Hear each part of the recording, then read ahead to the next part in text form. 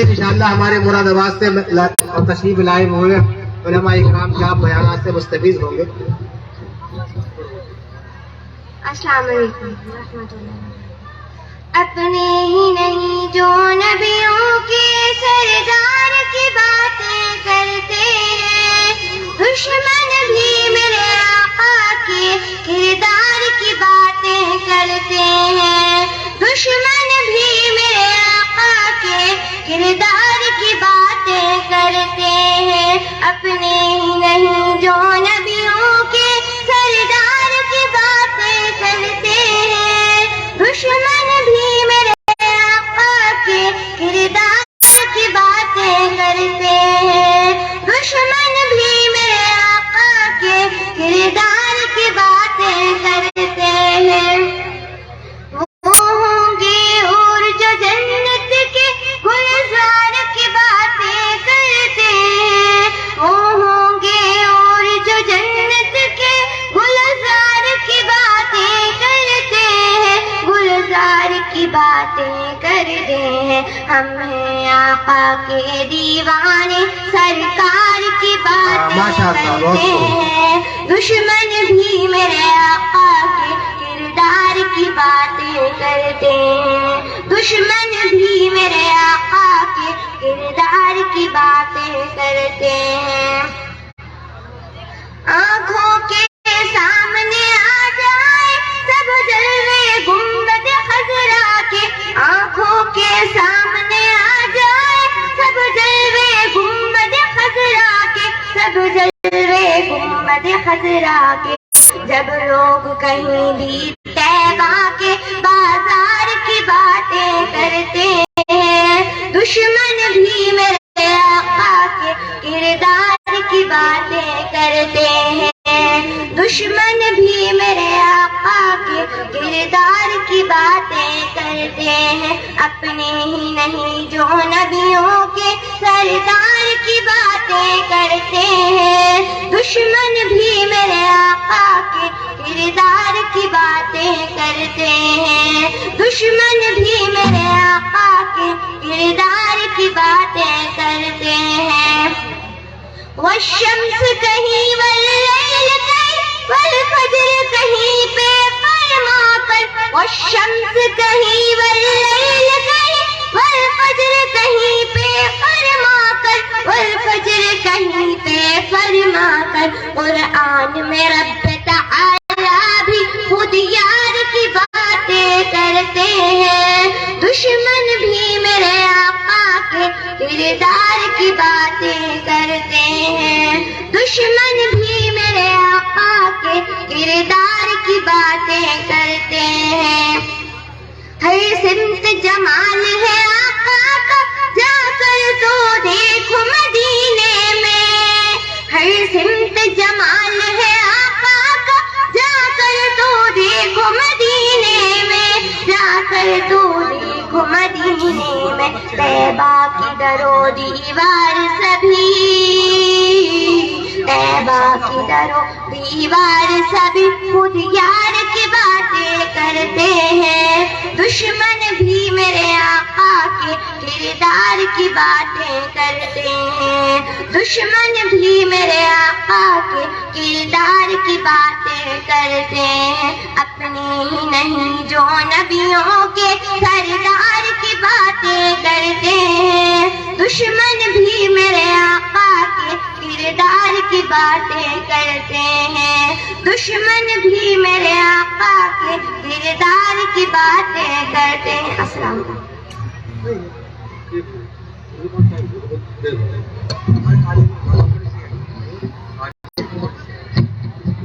عالیہ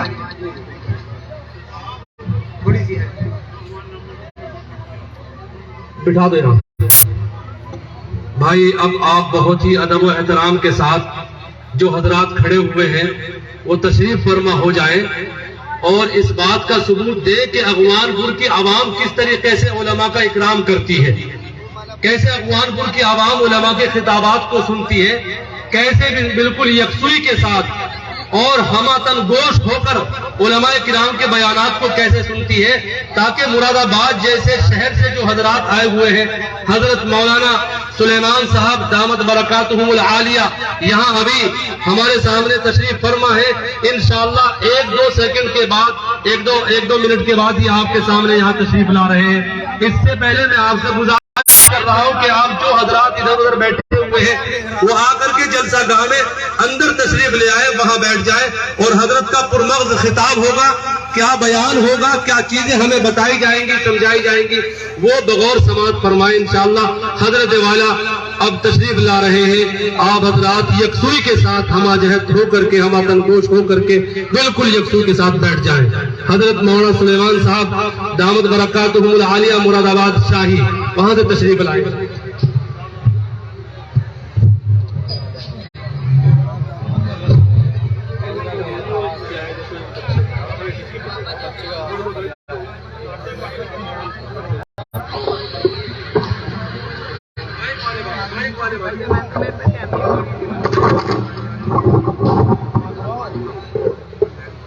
السلام علیکم ورحمۃ اللہ وبرکاتہ. چڑیا بولی چو چو چو, اللہ اللہ, کوئل بولی کو کو کو, اللہ اللہ, آتی جائے جاتی جائے, رسگلوں پر جمتی جائے, شہد کی مکھی شہد بنائے, نام محمد پڑھتی جائے صلی اللہ علیہ وسلم. چڑیا بولی چو چو چو, اللہ اللہ. السلام علیکم.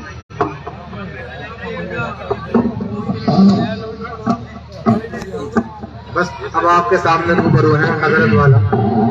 ان سے ملنے کی ہے یہی ایک راہ, ان سے ملنے کی ہے یہی ایک راہ, ملنے والوں سے راہ پیدا کر. الحمدللہ الحمدللہ نحمده ونستعینه ونستغفره ونؤمن به ونتوکل علیہ ونعوذ باللہ من شرور انفسنا ومن سیئات اعمالنا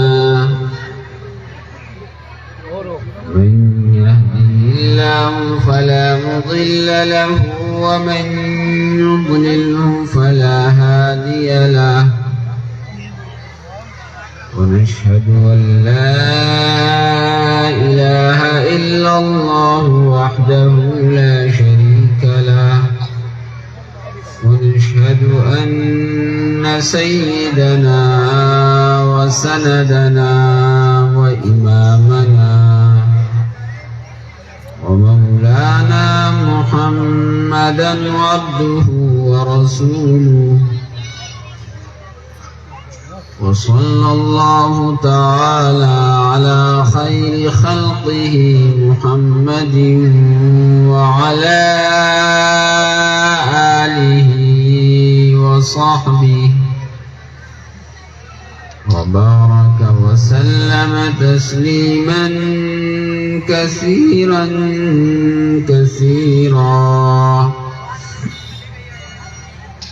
أما بعد فأعوذ بالله من الشيطان الرجيم.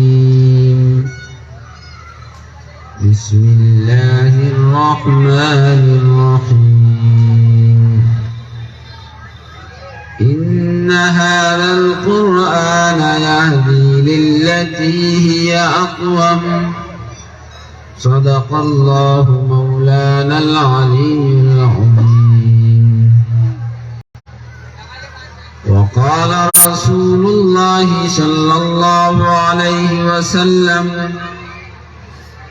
من قرأ القرآن وعمل بما فيه ألبس والداه تاجا يوم القيامة ضوءه أحسن من ضوء الشمس في بيوت الدنيا لو كانت فيكم. فما ظنكم بالذي عمل بهذا أو كما قال رسول الله صلى الله عليه وسلم. میں کیا کر دے کالم بند کر دیا یار.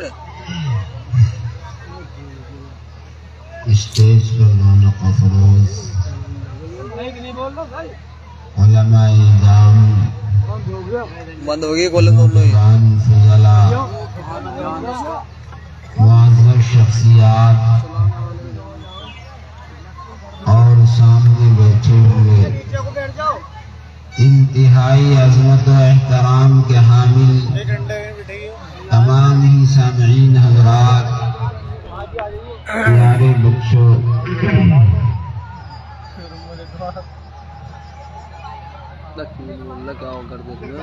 ہر چیز کا ایک منشا ہوتا ہے، ایک مقصد ہوتا ہے۔ اگر چیز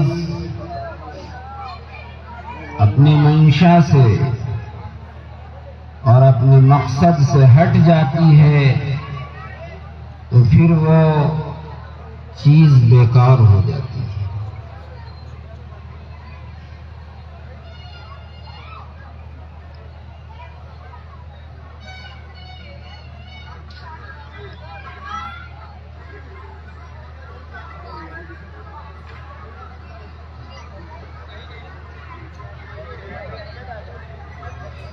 آپ نے دیکھا ہوگا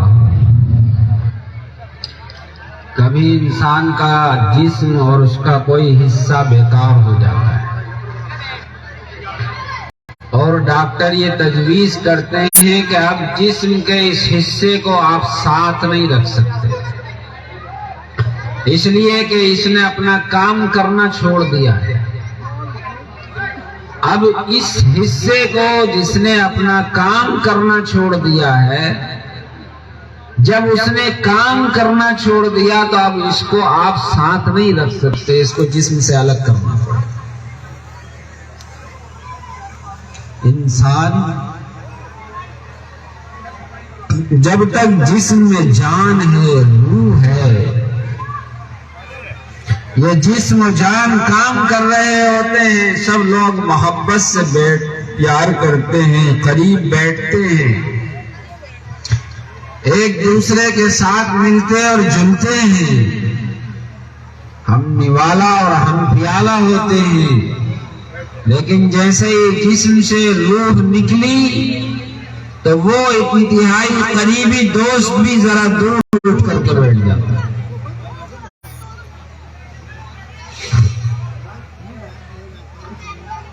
معزز حضرات، ہمیں یہ دیکھنا ہوگا کہ اللہ رب العزت نے ہمیں کیوں پیدا کیا ہے، ہمارے پیدا کرنے کا منشا اور مقصد کیا ہے۔ کیا ہم اپنے مقصد کو سامنے رکھ کر زندگی کا سفر طے کر رہے ہیں، یا ہم نے اپنے منشا اور مقصد کو سامنے سے ہٹا دیا ہے؟ کیا ہو گیا؟ لڑائی ہوگی کیا؟ کسی کی لڑائی ہوگی کیا؟ لڑائی ہوگی لڑائی ہوگی کسی کی؟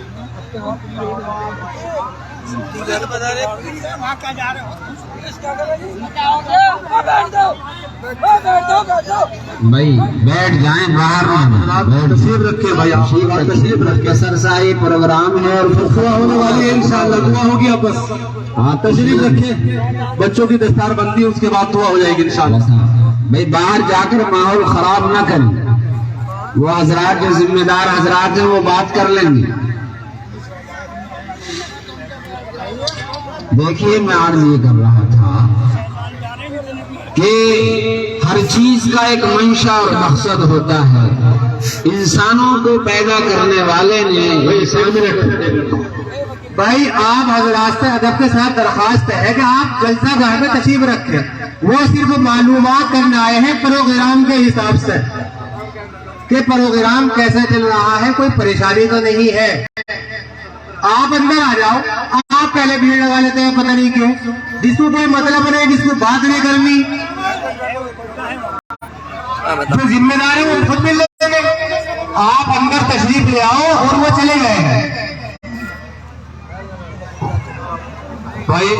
بھائی سبھی حضرات سے گزارش ہے، بھائی آپ اندر آ جائیں، ہمارے ہاتھ پیر آپ ہی لوگ ہیں، آپ سب کے سب ذمہ داران، قسم کے افراد ہیں اندر تشریف لے آئیں جو ہمارے کمیٹی کے افراد ہیں الحمدللہ وہ وہاں موجود ہیں وہ اطمینان بخش ان سے بات کر لیں گے ہمارا یہ دستار بندی کا جو پروگرام ہے بچوں کی پگڑی بند رہی ہے انشاءاللہ یہ بہت جلد ہمارا پروگرام اختتام پہ پہنچ جائے گا یہ کیا بات ہے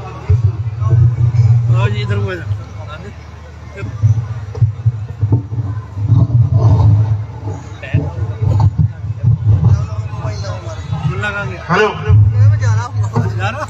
دیکھیے میں اپنی بستی کے ان سبھی حضرات سے یہ اپیل کرتا ہوں کہ جو جلسے میں تشریف لائے ہیں اور وہ سڑک پر کھڑے ہوئے ہیں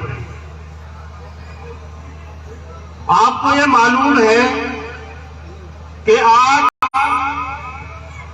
ادھر ہولی کا بھی تیوہار ہے اور ادھر شبرات کا بھی تیوہار ہے مولانا نے مفتی صاحب نے پہلے ہی کہہ دیا تھا کہ زیادہ دیر تک ہم جلسہ نہیں چلائیں گے اور میں جو بھی یہاں حضرات علماء کرام تقریر کریں ان سے بھی خاص طریقے سے درخواست کرتا ہوں کہ وہ لمبی تقریر نہ کریں اور دوسرے جو بھی سڑک پر ہیں ایک عجیب سا ماحول بن گیا ابھی پولیس والے آئے تھے وہ صرف یہ دیکھنے آئے تھے کہ کوئی دقت کوئی پریشانی آپ لوگوں کو تو نہیں ہے پورا ہجوم ان کے پیچھے ہوگا ارے وہ ذمہ داروں سے بات کر رہے ہیں تو ایسا ماحول خود بخود آپ لوگ نہ بنائیں بلکہ علماؤں کی تقریر سنیں کچھ سن کر یہاں سے جائیں اس پر عمل کریں اور جو کھڑے ہوئے ہیں وہ زیادہ بہتر ہوگا کہ بیٹھ جائے تشریف لے آئے انشاءاللہ اگلے سال جتنا بڑا ہے پنڈال ہمارے مفتی صاحب نے لگایا ہے اس سے بڑا کر دیں گے کیونکہ عوام زیادہ آتی ہے اور پنڈال چھوٹا ہے اس وجہ سے بھی باہر کھڑے ہونے پر لوگوں کو مجبور ہونا پڑتا ہے تو انشاءاللہ آپ جس لیے یہاں آئے ہیں اس کو سنیے یہ سال بھر میں ایک موقع آتا ہے اور اس کو بھی ہم ایسے ہی سڑکوں پہ کھڑے ہو کر گنوا دیں تو اس سے بہتر تو یہ ہے کہ وہ لوگ آئے نا جو سڑکوں پہ کھڑے ہیں اور جلسہ نہیں سن رہے ہیں علماؤں کی تقریر نہیں سن رہے ہیں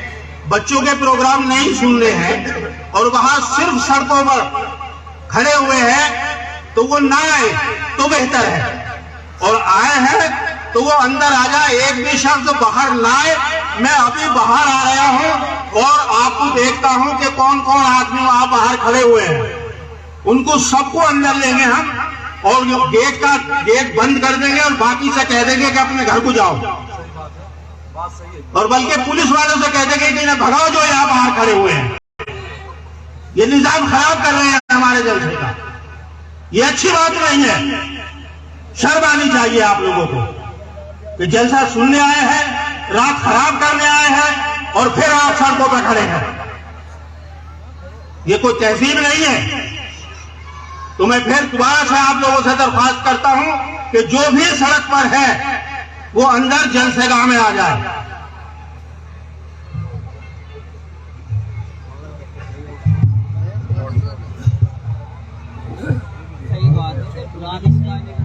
جلسے میں آیا تو سب اندر آؤ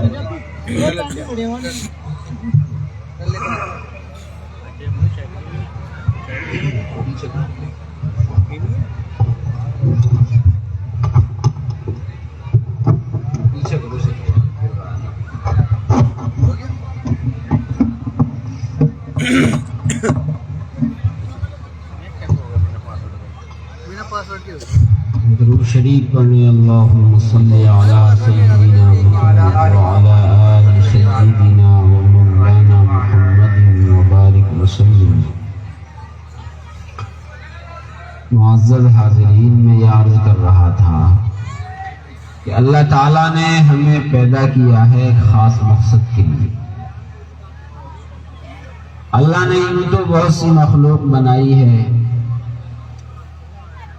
جس میں جانور بھی ہیں پرندے بھی ہیں چرندے بھی ہیں درندے بھی ہیں انسان بھی ہیں اور ہر مخلوق کے زندگی گزارنے کا طریقہ اللہ نے ان کو سمجھا دیا ہے. الذی خلق فسوى والذی قدر فہدی. اللہ نے ہر مخلوق کو بنایا، اس کو کیسے زندگی گزارنی ہے اس کا پورا ایک خاکہ اس کو سمجھا دیا ہے. کسی مخلوق کے لیے اللہ تعالیٰ نے کوئی کتاب نہیں اتاری. کچھ پرندے ہیں جو گھونسلہ بنا کے رہتے ہیں، ان کو یہی سمجھا دیا ہے اللہ نے. کچھ پرندے ہیں پوری زندگی گزارتے ہیں، کوئی گھونسلہ ہی نہیں بناتے، اور جو بناتے ہیں ان میں بعض ایسے شاندار گھونسلے بناتے ہیں. ایک پرندہ ہے کھجور کے درخت میں، اونچے درختوں میں گھونسلہ بناتا ہے. وہ لمبا سا اس کا گھونسلہ ہوتا ہے، اس میں مہمان خانہ الگ ہے، ویٹنگ روم الگ ہے، ہوا خوری کے لیے وہ الگ وہ بناتا ہے. اور رات میں اپنے اس آشیانے میں، اس گھونسلے میں اجالا کرنے کے لیے ایک جگنو کو پکڑ کر لاتا ہے اور اس میں اٹکا دیتا ہے. وہ بہت شاندار گھونسلہ بناتا ہے. یہ اللہ نے اس کے ذہن میں بانٹ ڈالا. ایک بیل جو چل رہی ہوتی ہے اور جب آگے دیوار آ جاتی ہے تو وہ بیل اپنا راستہ موڑ دیتی ہے. اسے کس نے سمجھایا؟ یہ سب اللہ تعالیٰ نے ہر مخلوق کو کیسے زندگی گزارنی ہے یہ سمجھا دیا. لیکن ان تمام مخلوقات میں انسان کو اللہ نے عقل بھی سب سے زیادہ دی ہے، لیکن محض انسان کو اس کی عقل پر نہیں چھوڑا ہے، بلکہ اس کو زندگی گزارنے کے لیے ایک قانون اتارا ہے. اس خدا نے ایک کتاب اتاری، اور صرف کتاب نہیں اتاری، کتاب کے ساتھ ساتھ امام الانبیاء تاجدار مدینہ حضرت محمد الرسول اللہ صلی اللہ علیہ وسلم کو بھیجا کہ آپ یہ قانون اور یہ کتاب لوگوں کو سمجھائیں. فیکٹریاں اور کارخانے اپنی جب کوئی اہم مشین بناتے ہیں، اور آج تو ہر چیز کے ساتھ ایک گائیڈ بک ہوتی ہے کہ اگر آپ ان ہدایات کی روشنی میں، ان رولز کی روشنی میں اس مشین کا استعمال کریں گے تو یہ مشین زیادہ ٹائم تک آپ کا ساتھ دے گی. بند کرنے کے طریقے یہ ہیں، چلانے کے طریقے یہ ہیں، سب کچھ اس میں لکھا ہوگا.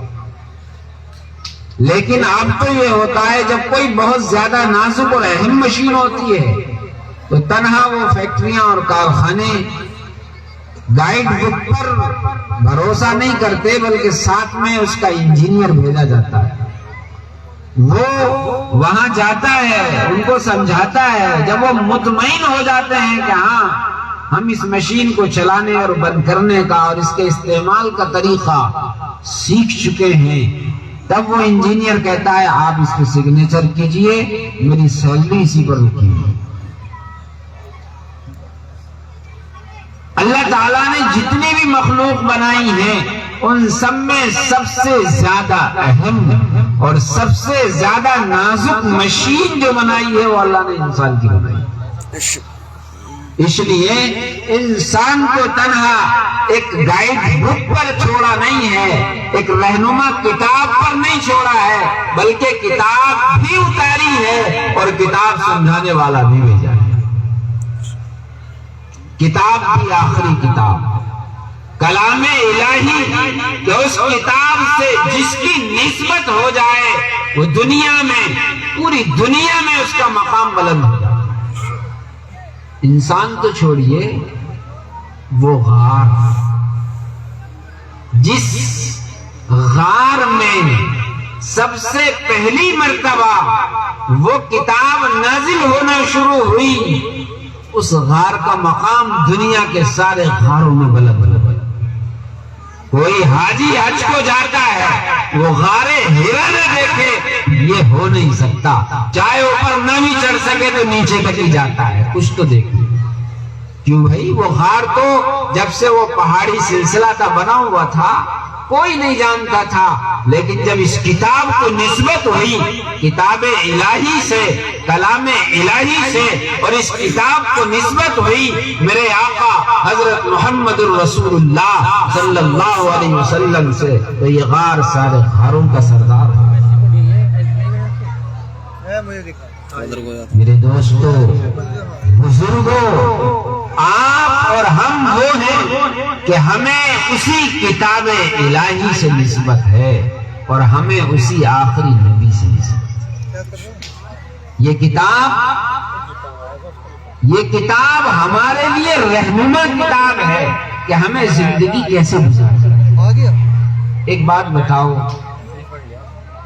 ایک آدمی بیمار ہے، بہت پریشان ہے، بیماری بے پناہ اسے پریشان کیے ہوئے ہے، اور اسے یہ بھی معلوم ہے کہ میری بیماری کا علاج فلاں جگہ ہے، اور معلوم بھی ایسا ہے کہ اگر میں یہ علاج لے لوں گا تو 100% مجھے شفا مل جائے گی، لیکن پھر بھی وہ شخص پریشان پھر رہا ہے، کبھی ادھر مارا مارا پھرتا ہے، کبھی ادھر مارا مارا پھرتا ہے۔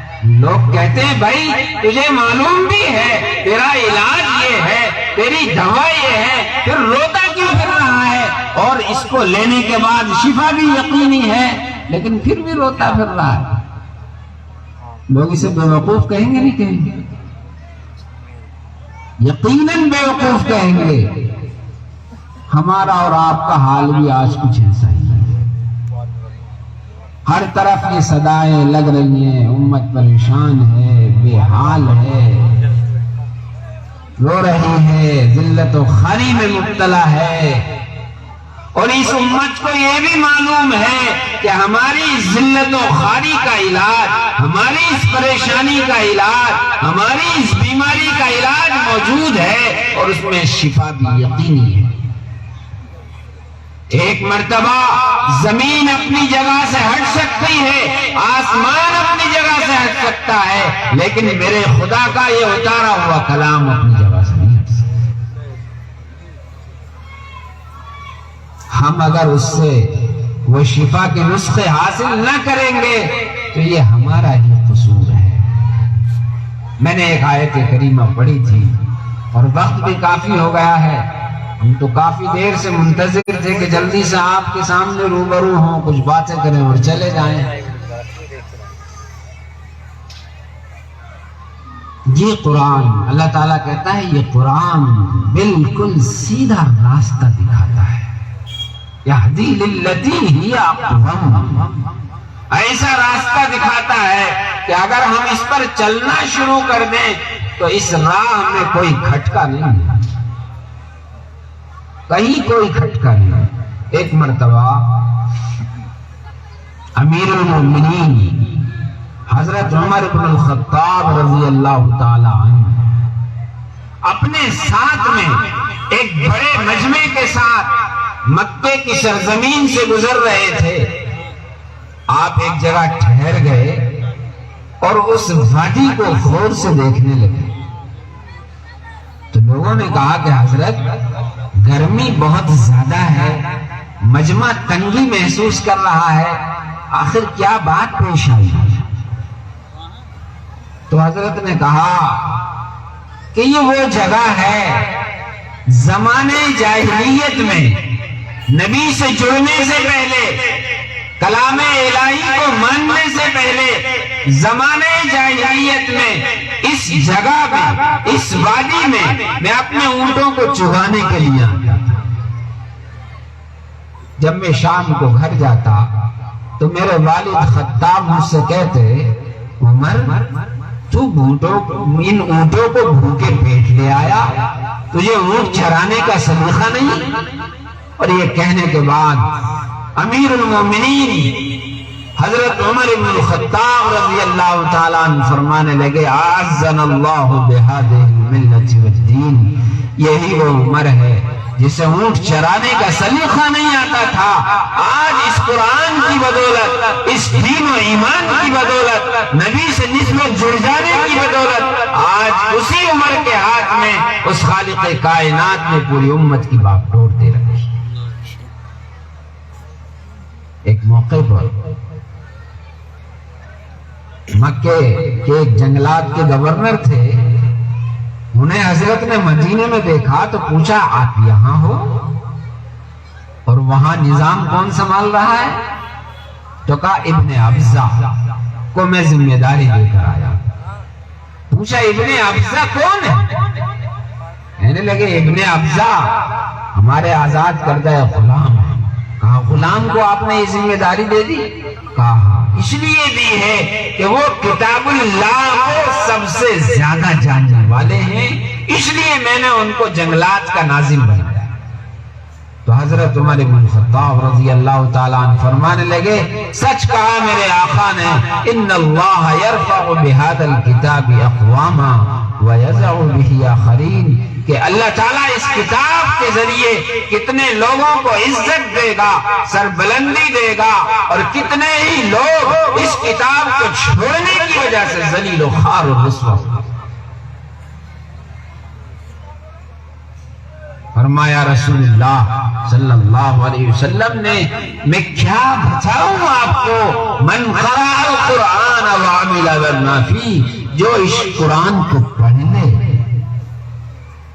اس کے مضامین پر عمل کر لے، تو اس کا مقام کیا ہے جانتے ہو؟ فرمایا اس کا مقام بعد میں پوچھنا، اس کے والد کا مقام یہ ہوگا کہ اولین اور آخرین کا مجمع ہوگا، میدان حشر برپا ہوگا، آدم علیہ السلام سے قیامت تک آنے والے تمام انسانوں کا ٹھاٹھے مارتا ہوا سمندر ہوگا، اور اس مجمع میں کہا جائے گا بھائی فلاں صاحب کو بلاؤ، عبد الرحمن صاحب کو بلاؤ، اور فلاں صاحب کو بلاؤ، اور فلاں صاحب کو بلاؤ، کیوں؟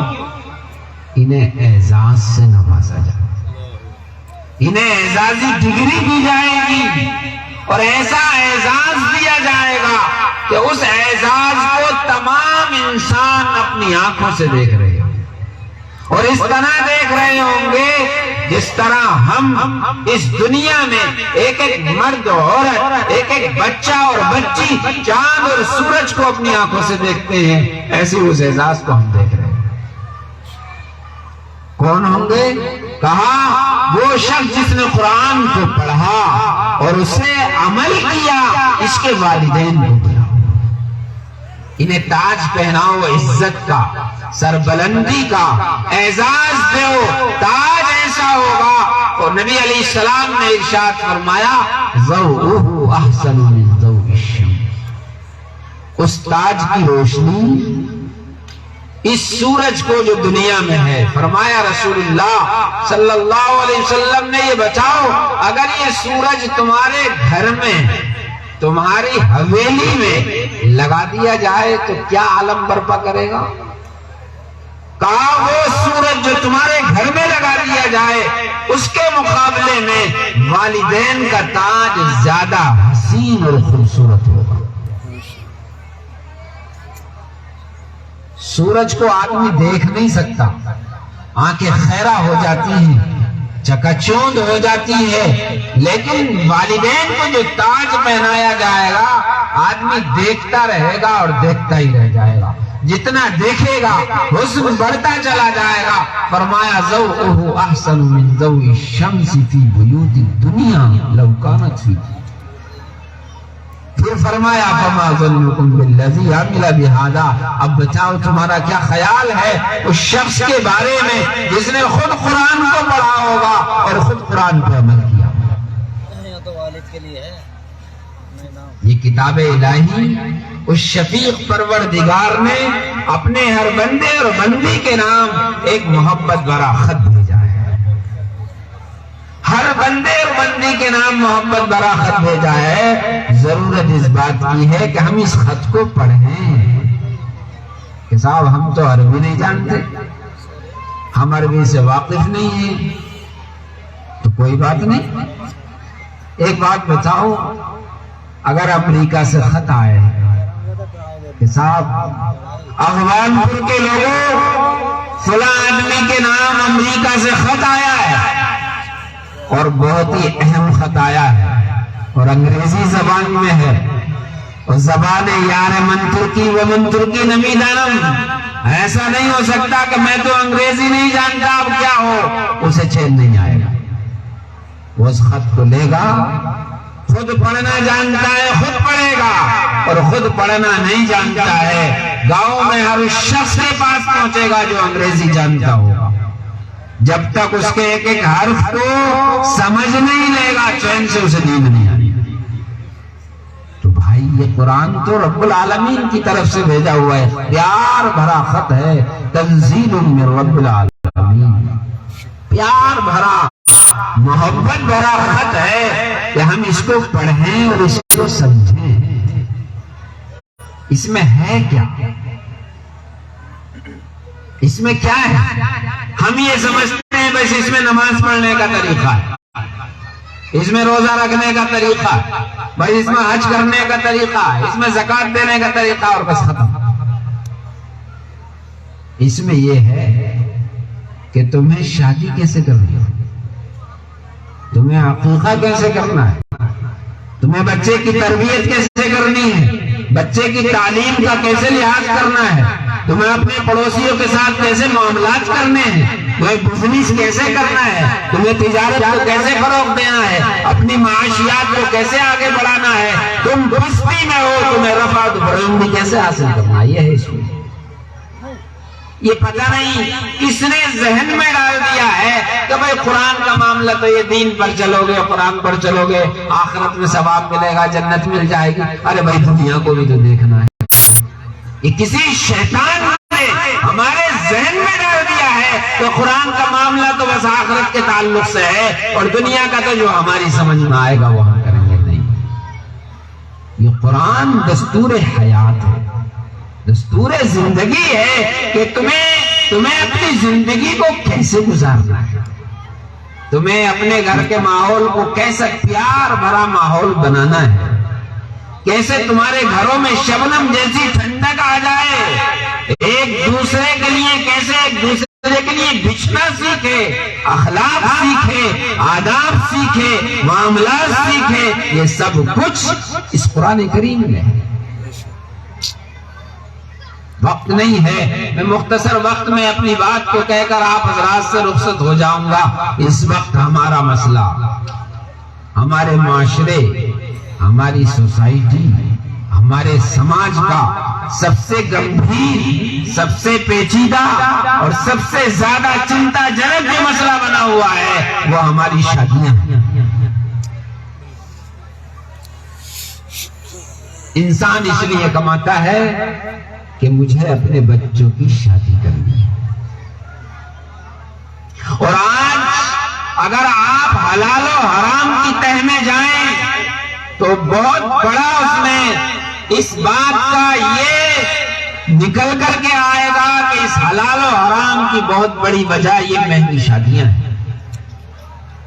چونکہ حلال کے ذریعے ایک دم آسمانوں پر نہیں اڑتا آدمی، حرام کے ذریعے ایک دم اڑ جاتا ہے تو آدمی سوچتا ہے میں کیا کروں، لیکن یہ اڑان وقتی ہوتی ہے.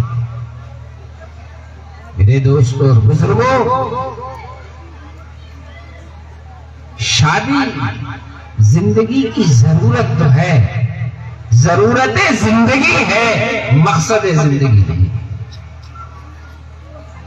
ہم نے ضرورت کو مقصد بنایا ہے اور پھر شادی تو بات کی بات ہے.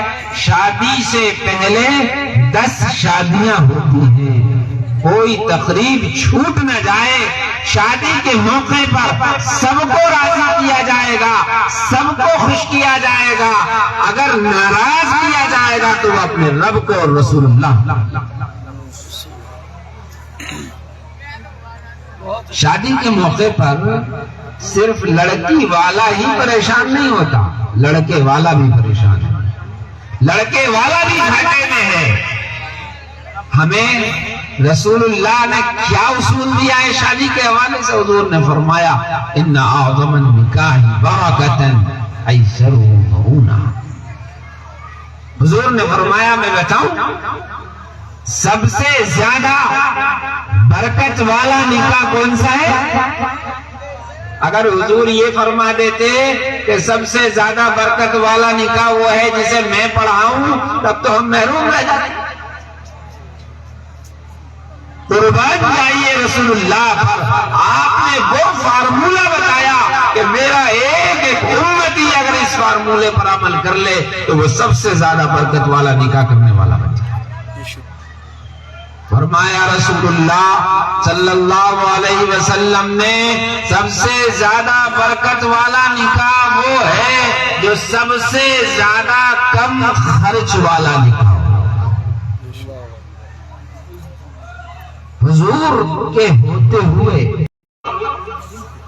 عبد الرحمن ابن عوف صحابی رسول ہیں. اللہ نے ایسی تاثیر دی تھی ان کے ہاتھ میں کہ کہتے ہیں مٹی میں ہاتھ ڈالو تو سونا بن جائے. مکے میں بھی ان کا بہت بڑا اچھا کام تھا اور مدینے میں آئے تو بھی وہاں بھی بہت بڑا ان کا بزنس اور کاروبار چلا. لیکن حضور نے صحابہ کا مزاج یہ بنایا تھا کہ نکاح میں برکت اس سے نہیں آئے گی کہ میں نکاح پڑھا دوں اور تم خرافات کرو. حضور نے ذہن یہ دیا تھا کہ نکاح میں برکت آئے گی جب کم سے کم خرچ والا. اس وقت صورتحال معاشرے کی یہ ہے کہ جب آدمی ایک شادی کرتا ہے تو زندگی کی جمع پونجی اور ساری دھروہر اور سارا جمع خرچ سب کچھ لوٹا دیتا ہے. اکثریت مڈل کلاس کے اور متوسط درجے کے لوگوں کی ہے وہ سب کچھ ختم کر دیتے ہیں اور اتنا ہی نہیں کئی سال قرضوں میں ڈوب جاتے ہیں. کئی سال قرضوں میں ڈوب جاتے ہیں اور اسی ادھیڑ بن میں لگے رہتے ہیں کہ یہ قرضے اترے. ایسے لوگ جو 10-20 لاکھ خرچ کر دیں اور انہیں یہ پتا نہ چلے کہ میرا کون سا بینک بیلنس ڈھیلا ہوا ہے, ان کے 2-4 اکثریت ان کی ہے کہ اگر وہ 2-4-5 لاکھ روپے خرچ کر دیں تو ان کا کام ختم ہو جاتا ہے. یہ کون سی سمجھداری ہے؟ آپ خود سوچیں. شادی میں جتنا پیسہ لگایا جاتا ہے وہ اسی 1-2 دن میں ختم ہو جاتا ہے یا بورن ہو جاتا ہے.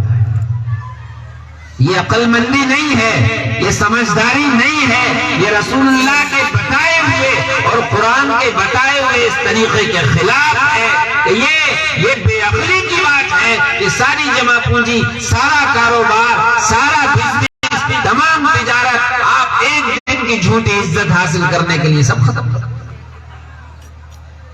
اور ایک بات عرض کر دوں, ان چیزوں پر کنٹرول اب تقریروں سے نہیں ہوگا. آپ ہی سمجھیں کہ تقریر ہو گئی ماشاءاللہ اور ٹھیک ہو جائے گا, اس سے نہیں. تقریر تو ہوئی نہیں. تقریر تو ترغیب کے لیے ہوتی ہے. ترغیب کے بعد اصل مسئلہ ہے عمل کا. اس پہ عمل ہوگا کہ ہر بستی کے ذمہ دار, مالدار, سمجھدار, ذی شعور, باشعور لوگ آگے آئیں. مجھے اللہ نے کروڑوں کا مالک بنایا ہے مگر میں شادی پر خرافات اور اسراف بالکل نہیں. مثال بن کے دکھائے, آگے بڑھے ہو آ کر کے. لوگ سب پریشان ہیں, سب رو رہے ہیں, لیکن مگر مچھ کے آنسو رو رہے ہیں. یہ خرافات, یہ اسرافات, یہ شاہ خرچیاں, یہ فضول خرچیاں ہماری اپنی بڑھائی ہوئی ہیں. ہم اپنے ہاتھوں سے ختم کر دیں, نکاح آسان ہو جائے. نکاح آسان ہو جائے. پیسے کا صحیح استعمال سیکھیں. 99% وہ لوگ ہیں جو اپنے پیسے کا صحیح استعمال نہیں کرتے.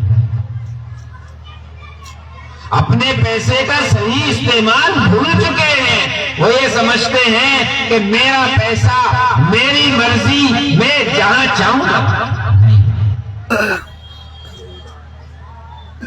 ایک صاحب حضرت عثمان غنی رضی اللہ تعالیٰ عنہ کو اللہ تعالیٰ نے بہت نوازا تھا. ان کا لقب غنی پڑ گیا تھا. حضور علیہ السلام کی خدمت میں حاضر ہوئے. ایک صاحب, کچھ ضرورت تھی تو حضرت نے کہا جاؤ عثمان کے پاس چلے جاؤ. وہ ان کے گھر گئے. اب جب حضرت عثمان غنی کے دروازے پر پہنچے تو اندر سے آواز آ رہی تھی. حضرت عثمان غنی اپنی وائف کو, اہلیہ کو سمجھا رہے تھے کہ تم نے رات چراغ کی بتی اتنی موٹی کیوں لگائی, اس میں تیل زیادہ جلا ہے, یہ فضول خرچی ہے. تو اس آدمی نے دروازے سے سنا کہ جو آدمی بیوی کو یہ سمجھا رہا ہو کہ چراغ کی بتی اتنی تیز کر دی تھی, تیل زیادہ جلایا ہوگا, یہ مجھے کیا دے گا, وہیں سے واپس ہو گیا. اور رسول اللہ کی خدمت میں حاضر ہوا. حضور نے پوچھا کیا ہوا, کہ اللہ کے رسول وہاں تو یہ معاملہ تھا. حضور نے فرمایا تم نے ان سے کچھ کہا, کہ مجھے تو ہمت نہیں ہوئی, میں واپس چلا آیا. حضور نے فرمایا واپس جاؤ, دوبارہ جاؤ ان کے پاس. اب جب آپ نے ارشاد فرمایا وہ دوبارہ گئے, جا کے دروازہ پھر کھٹکھٹایا تو اندر سے وہ آئے. انہوں نے اپنی بات رکھی تو انہوں نے کہا بیٹھ جاؤ. حضرت عثمان غنی رضی اللہ تعالیٰ عنہ وہ صحابی ہیں جن کا بزنس اتنا بڑا تھا کہ اس زمانے کے جو کنٹینر تھے ان کا پہلا کنٹینر اگر مدینے میں تھا تو آخری کنٹینر بصرے میں ہوتا تھا. اور زمانے کا کنٹینر اونٹ تھا, اونٹ پر یہی مال بردار گاڑیاں تھیں, انہی میں مال لادا جاتا تھا. اتنا بڑا بزنس ان کا ہوتا تھا. حضرت نے ان کو بٹھایا اور بٹھانے کے بعد ایک اونٹ میں ساز و سامان کے کہا یہ مال بھی تمہارا اور یہ مال گاڑی بھی تمہاری. اونٹ بھی اس کو دے دیا, سارا ساز و سامان اس کو دے دیا. کہنے لگا حضرت میری تو دونوں باتیں سمجھ میں نہیں آئی, کہاں پہلی بات اور کہاں یہ اب دوسری بات. مجھے تو اتنی ضرورت بھی نہیں تھی جتنا آپ نے دے دیا, مجھے یہ بات سمجھائی. تو حضرت عثمان غنی رضی اللہ تعالیٰ عنہ فرمانے لگے بھائی یہ جو اللہ نے مال دیا یہ ہمارا نہیں, اللہ نے خود کہا ہے وَمِمَّا رَزَقْنَاهُمْ يُنْفِقُونَ, یہ مال ہم نے دیا ہے اور ہمارے بندے ہماری راہ میں خرچ کرتے ہیں. یہ ہمارا دیا ہوا مال ہے. اور اللہ نے جگہ جگہ کہا ہے ہم اس لیے بھی دیتے ہیں کہ بندوں کو آزمائیں کہ یہ اس کا کتنا حق ادا کرے. وَفِي أَمْوَالِهِمْ حق للسائل والمحروم. آپ کہنے لگے یہ جو مال ہم نے کمایا ہے یہ سارا ہمارا نہیں ہے, اس میں اوروں کے بھی حقوق وابستہ ہیں. یہ تمہارا حق ہے, تمہیں دے دیا. اور وہ جو میں رات کے واقعے پر بیوی کو سمجھا رہا تھا وہ اپنے گھر والوں کی تربیت کر رہا تھا. میں تربیت کر رہا تھا کہ فضول خرچی چاہے 1 روپے کی ہو یا 1 لاکھ کی ہو وہ فضول خرچی ہے. آج 1 روپے کی فضول خرچی کرو گے کل کو 1 لاکھ کی فضول خرچی کرو گے. حضور نے تو یہاں تک ذہن بنایا کہ وضو میں 3 مرتبہ چہرہ دھونا سنت ہے, 3 مرتبہ ہاتھ دھونا سنت ہے, 3 مرتبہ کلی کرنا سنت ہے. اب ایک آدمی ندی میں کھڑے ہو کر, نہر میں کھڑے ہو کر وضو بنا رہا ہے اور وہ چہرے پر پانی ڈالے جائیں نا, فرمایا نہیں. اب 3 مرتبہ سنت ادا ہو گئی, اب باقی تم بلا وجہ اگر چہرے پر ہاتھ میں پانی ڈالو گے تو یہ اسراف ہوگا. ہے نہیں وہی بات. حضرت علی رضی اللہ تعالیٰ عنہ کے 31 بچے تھے, کہیں نہیں پڑھا. ہم نے کہا حضرت کو بڑی پریشانی ہوئی, شادی کیسے ہوگی اور کیسے کیا ہوگا, ہو گئی سب کی شادیاں. آج 3 بچے ہو جاتے ہیں تو آدمی کو پریشانی کھڑی ہو جاتی ہے. تو اس سلسلے میں ہمیں غور و خوض کرنا ہوگا. یہ پیسہ جو ہے ہمارا صحیح جگہ استعمال ہو. کیا صحیح استعمال کیا ہے, وہ قوم اور وہ معاشرہ, وہ سماج اور وہ سوسائٹی جس میں ایجوکیشن سسٹم بڑھ جائے گا, تعلیمی نظام خراب ہو جائے گا, وہ سماج اور وہ سوسائٹی ترقی نہیں کرے گی. اور وہ سماج اور وہ سوسائٹی جس میں صحت کا نظام بگڑ جائے گا, ہیلتھ سسٹم بگڑ جائے گا, وہ سماج میں ترقی نہیں. ہم لاکھوں کروڑوں روپے شادیوں میں یوں اڑا دیتے ہیں, کیا ضرورت نہیں ہمیں تعلیمی ادارے قائم کرنے. یہ جو نئی نسل ہے ہماری چھوٹی بچیاں ہیں، یہ ہمارے چھوٹے بچے ہیں، یہ ہمارا مستقبل ہے، یہ ہماری تمنائیں ہیں، یہ ہماری آرزویں ہیں، یہ ہمارا مستقبل ہے، یہ ہمارا فیوچر ہے۔ اگر آج ہم نے ان کو زمانے کی صلاحیتوں سے آراستہ اور پیراستہ کر دیا تو کل کو یہ قوم کی باغدور سنبھالیں گے اور صحیح راہ پر لے چلیں گے۔ اور آج ہم نے اپنے پیسوں کو یوں ہی اڑایا ان کے مستقبل کے بارے میں، اور انفرادی نہیں، اجتماعی طور پر۔ یہ نہیں کہ میں اپنے بچے کے بارے میں باقی فکر کر لوں اور باقی قوم کو اور امت کو چھوڑ دوں، اجتماعی طور پر فکریں ہونی چاہیے۔ اگر آج ہم نے ان کے بارے میں فکر نہیں کی تو یہ ہمارا یہ دھروہر ہے، جو ہماری پونجی ہے، یہ جو نئی نسل ہے، یہ نہ جانے پتہ نہیں کس باتی میں جا کے بن گئی۔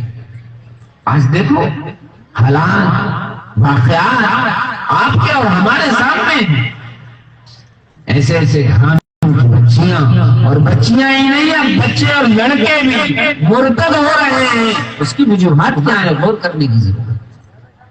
میں آپ کو بتا دوں، قصبات اور دیہات میں تو ابھی 100% شادیاں ہو رہی ہیں، لیکن شہروں کا حال یہ ہے الامان والحفیظ، اب وہاں 100% شادیاں نہیں ہو رہی۔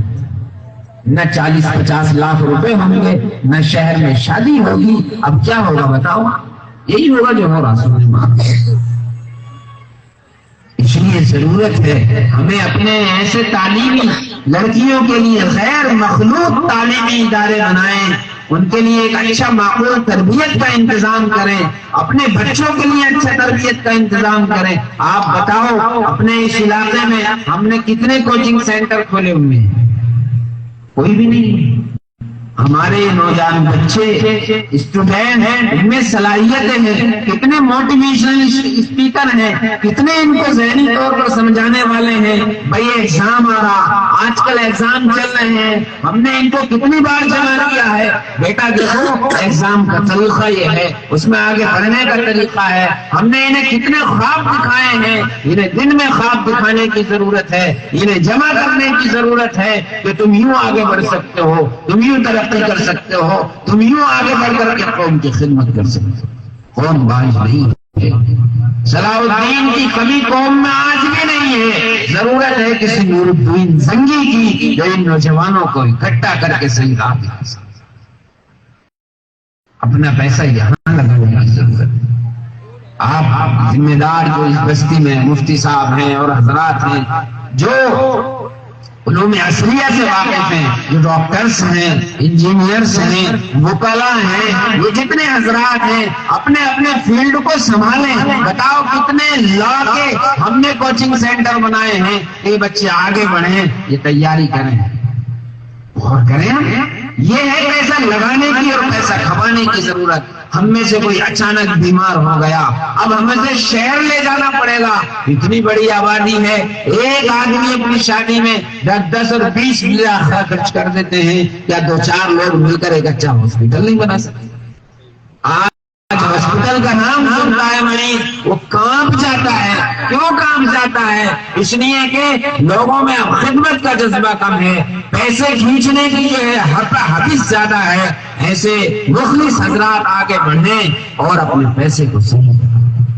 بڑی خوشی کی بات ہے آپ حضرات کا یہ پرسکون اجتماع اور یہ مدرسے کا اجلاس، بچوں کی دستار بندی، میرے دوستو انتہائی خوشی کا مقام ہے اور مسرت موقع ہے۔ یہ اللہ تعالیٰ نے ہمیں موقع عطا فرمائے ہیں۔ یہ شب برات ہے، یہ رمضان ہے، یہ شب برات رمضان کی تیاری ہے۔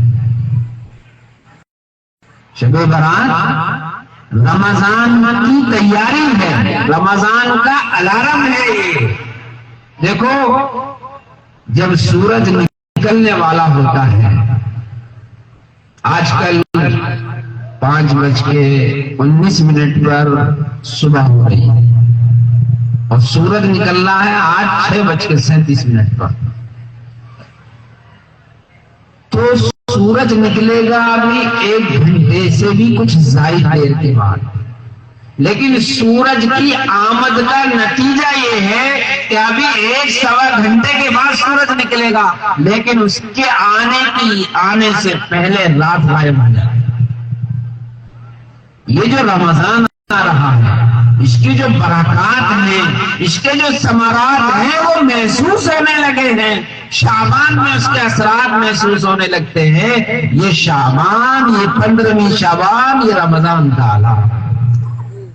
تیاری میں لگ جائیے، رمضان کی تیاری میں جٹ جائیے۔ اور اسی لیے حضرت علی بن ابی طالب رضی اللہ تعالیٰ عنہ کی روایت ہے، آپ نے فرمایا قوموا لیلہا وصوموا نہارہا۔ حدیث میں ہے کہ حضرت علی رضی اللہ تعالیٰ عنہ فرماتے ہیں، رسول اللہ کا ارشاد ہے، اس رات میں آپ جو اللہ آپ کو توفیق دے عبادت کریں، صبح کو نفلی روزہ رکھیں۔ اس رات میں یہ نہیں ہے کہ آپ راستوں پہ مٹر گشتی کریں، خوب قبرستانوں میں ٹولیاں بنا بنا کر کے جائیں، ایسا نہیں ہے۔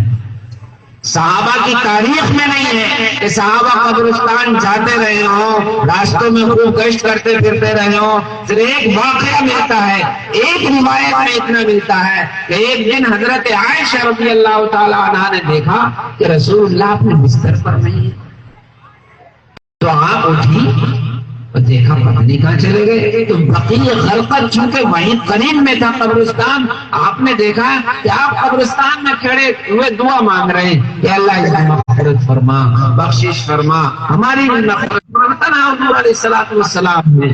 تو معلوم یہ ہوا کوئی مستقل معمول صحابہ کا نہیں تھا کہ وہ قبرستان جاتے رہے ہوں اور ٹولیاں بنا بنا کر جاتے رہے ہوں۔ یہ ایک واقعہ ہے رسول اللہ صلی اللہ علیہ وسلم کا۔ تو قبرستان جانا کوئی ضروری نہیں، آپ اپنے گھر میں مصلی بچھائیے، عبادت کیجیے اور اپنے مرحومین کو ایصال ثواب کیجیے، دعائے مغفرت کیجیے ان کے لیے۔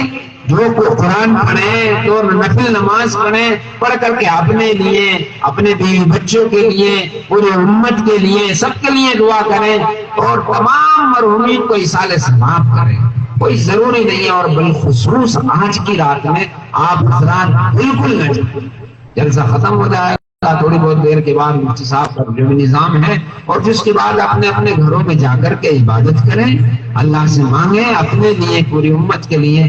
اللہ رب العزت مجھے اور آپ کو صحیح سمجھ کی اور عمل کی توفیق نصیب فرمائے۔ وآخر دعوانا الحمدللہ۔ ماشاء اللہ، جزاک اللہ۔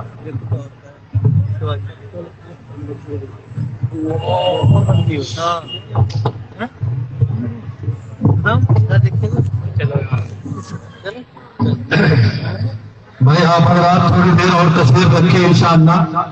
بہت ہی دلچسپ بچوں نے ایک مکالمہ تیار کیا ہے۔ ہمارے درمیان بہت بہترین نعت خواں اور شاعر ہیں مولانا یوسف صاحب، وہ تشریف لا چکے ہیں، انشاءاللہ انہیں کا کلام اب ہوگا۔ اب یہ مختصر سی فہرست ہے، یہ آپ کو سنا دوں۔ حافظ قمر الاسلام خان مرحوم کے صاحبزادے ہیں، چھوٹے سے انہوں نے 100 روپے دیے ہیں۔